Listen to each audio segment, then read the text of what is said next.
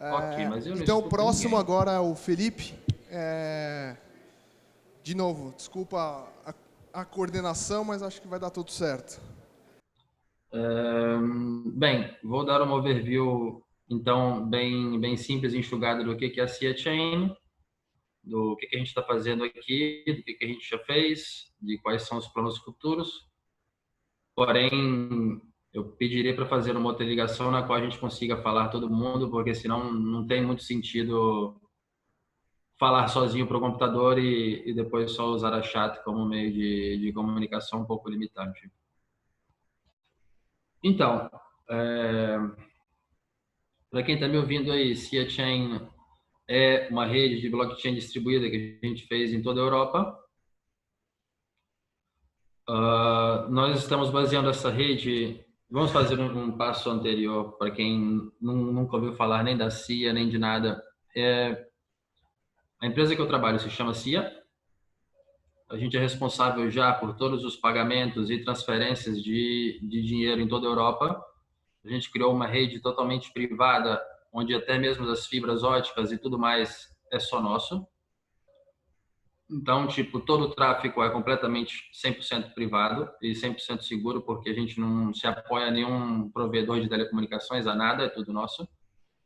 E nessa mesma rede que a gente criou diversas soluções de pagamentos, inclusive a solução de transferência de moeda na Europa, a gente está colocando a blockchain em cima dessa rede. Vantagens que nós já temos todos os bancos conectados e todos os governos. Isso aí foi uma grande vantagem, porque o principal desafio da blockchain é justamente criar a comunidade, conectar todo mundo. Então, a CIA é a empresa responsável na Europa por todos os pagamentos e comunicações entre os bancos. A gente tem como concorrente a SWIFT, talvez vocês conheçam no Brasil, mas de qualquer forma, a nível europeu, a gente quer credenciado pela Banca Central Europeia.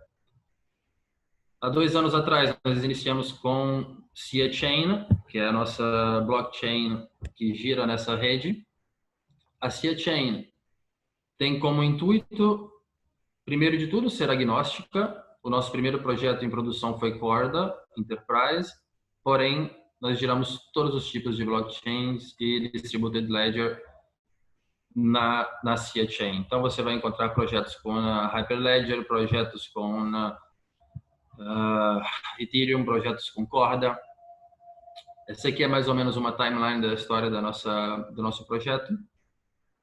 A gente iniciou com escolhendo, que é uma outra parte bem crítica da blockchain, que é escolher o use case inicial da blockchain, porque muita gente já quer iniciar na blockchain com use cases muito avançados e muito críticos. Então, isso acaba impossibilitando a blockchain a andar em produção.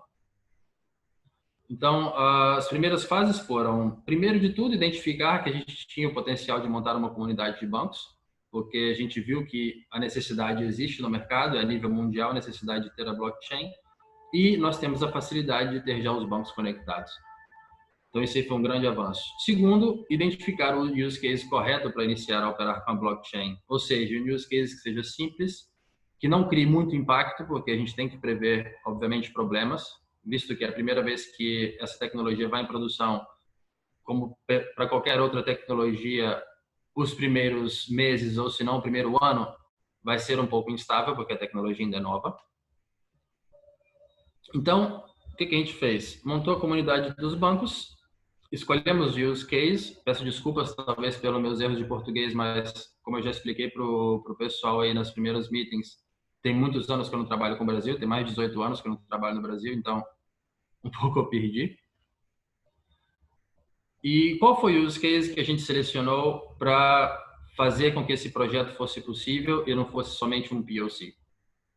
Ao invés de selecionar as transações entre os bancos e as transações que envolvem os clientes dos bancos, que é uma coisa muito complexa, a gente decidiu iniciar com a rendicontação dos bancos, que no Brasil funciona de forma diferente. No Brasil é já online a rendicontação dos bancos.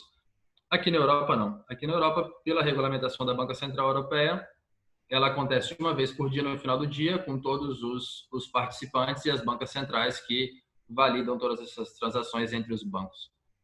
Então, no final de cada dia, todas as operações que aquele banco fez e tem que conciliar com outros bancos, ou seja, tem que enviar ou receber somas altas no final do dia de outros bancos. Esse serviço agora vai ser feito, já está sendo feito em blockchain desde o mês passado, na verdade. Então, o que acontece? O usuário final, o cliente do banco, não tem impacto no caso a gente tenha problemas, porque o usuário do banco continua usando o sistema legacy do banco para operar a sua conta. Porém, o banco, quando tem que fazer novas operações com outros bancos, já está usando a blockchain agora. Porque no caso de problema, é mais simples você resolver um problema entre dois atores, que são dois bancos ou mais atores, anyway, do que resolver um problema com milhões e milhões de clientes, gerando uma blockchain. O nome desse use case é Spunta. Então, o nome desse projeto é Spunta. Spunta em italiano é um check, uma V praticamente. Quer dizer, você fez um check naquela operação. E conseguimos colocar todos os bancos dentro dessa infraestrutura. São 200 bancos na Itália. Para o ano próximo, a gente vai colocar o sistema inteiro europeu dentro dessa rede. E como eu já iniciei a indicar para vocês no início, os principais desafios que a gente encontrou foram, primeiro de tudo, os custos. Nayam, se tiver qualquer dúvida, você me interrompe no WhatsApp, que assim eu explico. Então, voltando aos nossos challenges, às nossas dificuldades. A primeira de todas foi os custos, porque a gente teve que absorver muitos custos. Porque quando você monta uma infraestrutura blockchain, principalmente quando tem serviços tipo esse de rede de computação, o que acontece? Muda até mesmo o modo em que você estrutura o data center, o modo em que você configura o hardware, o modo em que você configura os sistemas que vão operar nesses hardwares. Então, o que acontece? Por exemplo, no caso da virtualização, que é uma maneira de economizar muito dinheiro a nível de infraestrutura informática, que você multiplica e usa o mesmo hardware para diversos sistemas ao mesmo tempo. Aqui muda um pouco, porque como na maior parte das vezes todos os sistemas trabalham ao mesmo tempo, todos eles vão ter necessidade de resources ao mesmo tempo. Então, tipo, o efeito de virtualização que você aproveita quando um sistema não está usando o hardware para usufruir o sistema usando em outra unidade lógica, você pode usar duas unidades lógicas dentro do mesmo hardware, como quando uma está trabalhando, a outra espera e vice-versa. No caso da blockchain, você tem um grande impacto de performance porque todo mundo vai requerer a resource ao mesmo tempo. Então, você vai ter muito problema de overprovisioning, isso vai aumentar muito os custos de hardware. Não somente o custo de hardware, mas também custos de licenças. Em fato, a gente está usando 80% dos softwares open source, mas de qualquer forma tem que pagar suporte, então custa. Os custos foram o primeiro impacto e a gente decidiu que se você for esperar para poder passar esse custo diretamente aos clientes, os clientes nunca vão querer pagar tudo isso por uma coisa que ninguém viu funcionar ainda. Então, grande parte dos custos a gente absorveu para poder recuperá-lo nos próximos use cases. Segundo step, e um dos mais complicados de todos, business continuity. Porque blockchain, quando nasceu, era um sistema que era completamente distribuído e todo mundo tinha a mesma informação. O que não se aplica à vida cotidiana e à vida empresarial, porque no cotidiano não é que todos os clientes podem virar contra os outros clientes, ou que todas as empresas podem acessar os dados das outras empresas. Então, você tem que ter uma segregação dos dados e um nível de permissão para fazer em modo que você garanta a privacy, principalmente agora com a questão de GDPR que nasceu na Europa. É muito complicado, é impossível você fazer isso com uma blockchain pública que é completamente distribuída. Então, precisamos de permissioned blockchains. Para esse projeto, a gente escolheu Corda, mas seja Corda e qualquer outra permissioned blockchain não te oferece nenhuma solução de disaster recovery e high availability. Então, ou seja, do momento em que você tem um problema com um dos seus nodos ou você tem uma corrupção dos dados, você não tem nenhuma garantia de recuperá-los. Isso foi um outro desafio muito grande que a gente enfrentou. E nossa estratégia, no meu caso, como arquiteto do projeto, foi de keep it simple, de usar tecnologias legacy de High Availability Disaster Recovery para cobrir esses gaps que a tecnologia ainda não tem, porque é muito imaturo ainda. Então, tipo, aqui requer muito... Primeiro de tudo, requer um nível de risco muito alto, porque você está garantindo a resiliência de um serviço usando uma tecnologia velha. E, dois, além do risco, ter a mentalidade de keep it simple, porque muitas vezes na informática a gente erra complicando muitas coisas. A blockchain já é complicada por si só, então complicá-la ainda mais, no final se torna impossível de gerenciar. Um outro motivo pelo qual muitos POCs não se tornam produção, a maior parte. E para ajudar em tudo isso, vem o terceiro problema, lack of partners. É muito difícil você encontrar partners ou empresas que realmente vão resolver o seu problema. As pessoas confundem muito blockchain com milagre, pensam que blockchain serve a tudo, blockchain pode resolver tudo. Não, blockchain pode resolver muita coisa em modo muito eficiente, porém não resolve tudo. Em alguns casos, em fato, em alguns clientes a gente diz, não, você não precisa de blockchain, porque blockchain no seu caso vai só te criar problemas. Então, tipo, é muito difícil você encontrar empresas, partners para fazer consultoria ou para te ajudar a desenvolver uma solução, porque os partners vão estar pensando somente em vender serviços e publicar a blockchain como se ela fosse um milagre. Então, encontrar o partner que é correto, que é honesto, que tenha a correta visão da blockchain é muito difícil. Isso é um grande agravante, porque talvez você confia todo o futuro do seu projeto nas mãos de alguém que você pensa ser o melhor para te guiar e no final você não vai conseguir chegar nunca em produção. Vai se tratar só de mais um POC. Então, tipo, foi muito difícil para a gente identificar os partners corretos. A gente perdeu muito tempo com muita empresa que não valeu a pena. E a última, e não menos importante, eu diria, todas as quatro são as mais importantes, na minha opinião, tem peso igual. E a última é monitoragem e analytics, que é monitoramento, desculpa em português, eu não sei a palavra correta, que é, voltando ao discurso anterior de alta fiabilidade e disaster recovery, como você faz para entender como o sistema está funcionando? Como você faz para entender quando tem um bottleneck ou quando o sistema está já apresentando sintomas de um possível erro? Então, a gente usou muito analytics, muito correlation dos logs e inteligência artificial para, primeiro de tudo, entender como o sistema funciona, entender onde o sistema escreve as mensagens, quais são os logs principais, quais são os falsos, os erros, os fake alerts, os erros que a gente não são verdadeiros, na verdade. Essa é uma parte muito crítica, porque é a parte que depois, uma vez que você estiver em produção, vai te dar total segurança de como está a saúde do seu sistema. E a saúde de um sistema distribuído é muito diferente da saúde de um sistema normal. Porque muitas vezes você vê uma rede inteira que está tudo bem, você não vê nenhum problema, mas ao mesmo tempo você está tendo um problema de performance muito alto. Você vê que as transações não estão indo a término, ou alguns nodos estão esperando mais do que os outros. E ao mesmo tempo você não consegue ver nenhum problema das monitoramentos tradicionais. Então, tipo, a visão de monitoramento muda muito, porque você não está monitorando mais um sistema, você está monitorando um inteiro organismo que é distribuído, numa rede que é completamente distribuída.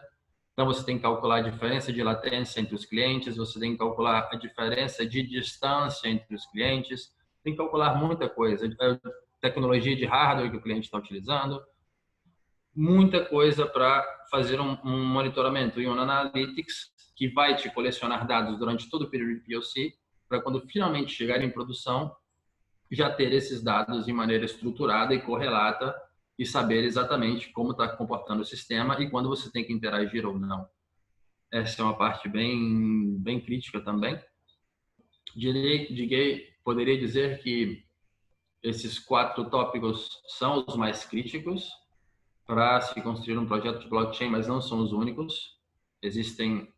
Poderia enumerar outras, pelo menos 20, 30 desafios da blockchain, mas uma vez que você consegue superar esses 4 desafios aqui, que você consegue ter o budget necessário para cobrir os custos, que você consegue desenvolver uma solução de business continuity, para garantir o disaster recovery, que você encontra a empresa correta para te dar uma assessoria e que você consegue monitorar o sistema, já que você conseguiu fazer esses 4 pilares, já tem uma grande possibilidade que o projeto vai em produção.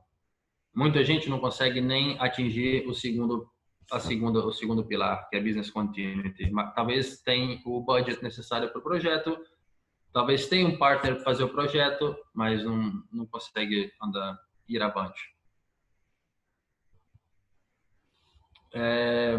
Início, eu vou iniciar a falar, também porque a gente tem pouco tempo, o tempo já até acabou, na verdade, de como é de um nível alto, high level, a nossa infraestrutura. Então, como eu dizia a vocês, a gente tem todos os bancos que são conectados entre eles. E a gente escolheu deixar alguns serviços que a gente chama centrais na CIA, mesmo que a blockchain, esse é um outro paradigma para conseguir colocar a blockchain em produção, porque a blockchain nasceu com o conceito de ser totalmente descentralizada, mas isso não é possível porque no mundo real a gente tem que ter algum ente do governo ou alguma associação regulamentada que esteja por cima controlando tudo para ter certeza de que as pessoas estão agindo corretamente. Então, o que fizemos? Nós pegamos a parte dos serviços centrais de todas as blockchains, de Corda, de IBM e de Ethereum, e elas estão em CIA. Então, a gente centralizou todos os serviços que vão de notarização a controle da identidade, a expiration date das identidades. Então, tipo assim, a gente consegue garantir para todo mundo que faz parte daquela comunidade que todo mundo vai ter o mesmo tipo de assessoria, todo mundo vai estar protegido, porque as chaves aqui são bem delicadas e a gestão das chaves são bem delicadas, a gestão também de quem pode entrar ou não na rede é bem delicada. Então, para seguir as regulamentações das bancas centrais europeias, a gente pegou todo esse serviço, assim, a gente é responsável por todo membro da rede, por todo mundo que entra ou que sai da rede. E essa mesma lógica a gente seguiu para todas as infraestruturas. Então, tipo, gerenciamento da identidade, gerenciamento dos certificados, dos nodos que podem ou não acessar a rede e notarização são sempre centralizados. Até mesmo no caso de IBM Hyperledger, que em vez de usar a notarização como corda, eles usam endorsement, que já são dentro dos peers, mas até mesmo aquele serviço ali a gente manteve sob controle. Isso aqui é um pouco da parte de... Agora a gente entra um pouco na parte de business continuity da infraestrutura. E essa é a parte onde geralmente eu inicio falando que a gente resolveu os problemas de maturidade da blockchain com tecnologias velhas. Então, o que acontece?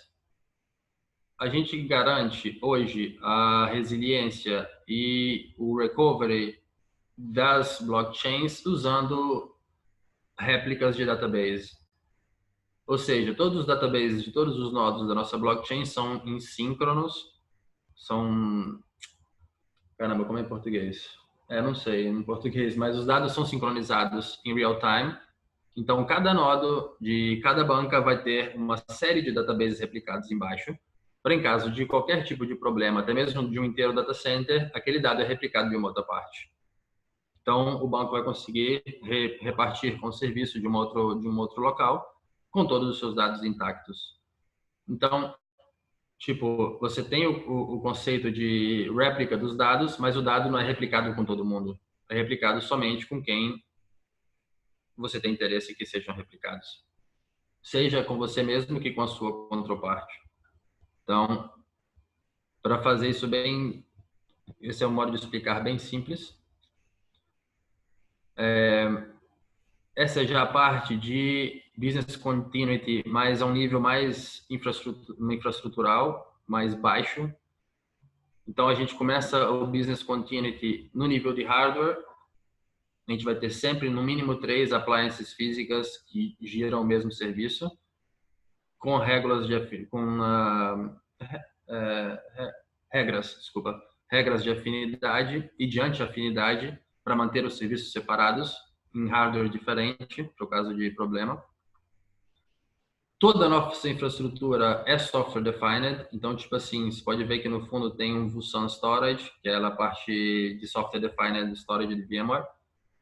A parte da rede também é toda software defined. Esses AK proxies que vocês veem são tudo máquinas virtuais e containers de Red Hat. Então, todos os serviços são balanceados e redundados usando tecnologias legacy e com a blockchain no topo. Da mesma forma, a gente faz a high availability de todas as transações que estão em curso, que estão in progress, que são os in-flight flows, porque você pode acontecer um caso em que você perde um cliente, mas esse cliente estava, por exemplo, no meio de uma operação. Então, o que acontece?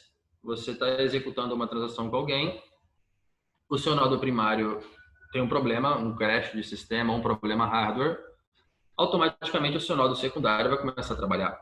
Porém, como você garante que esse nodo secundário não vai ter somente os dados que já estão no database, que são as transações já comitadas, mas vai ter também as transações in flow, que são as transações que ainda têm que ser processadas. Espera aí que alguém está escrevendo alguma coisa aqui.